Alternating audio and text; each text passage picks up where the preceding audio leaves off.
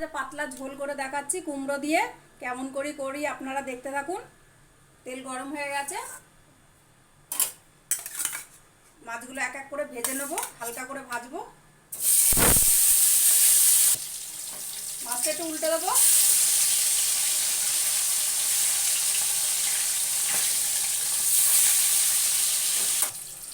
মাছটা এবার তুলে নেবো, হালকা করে ভেজেছি। এই তেলের মধ্যে একটু কালো জিরে ফোড়ন দিয়ে দেবো।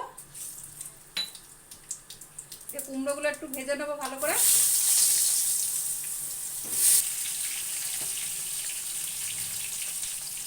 স্বাদ মতন নুন দেবো, পরিমাণ মতন হলুদ দিয়ে দেবো। এরা কাঁচা লঙ্কা দিয়ে দেবো 5টা মতন, আগে দুটো দেওয়া আছে। কুমড়োটা ভাজা হয়ে গেছে, এবার জল দিয়ে দেবো। এখানে কোনো মশলা লাগে না।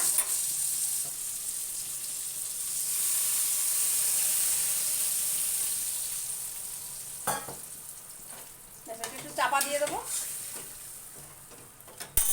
এবার মাছগুলো দিয়ে দেবো, ভেজে রাখা মাছগুলো।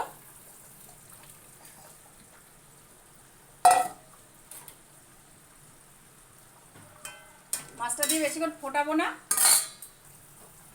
মাছের ঝোলটা হয়ে গেছে, কুমড়োগুলো খুব সুন্দর সিদ্ধ হয়ে গেছে। তরকারিটা নামিয়ে দেবো। এই ঝোলটা খেতে খুব ভালো লাগে গরম ভাত দিয়ে।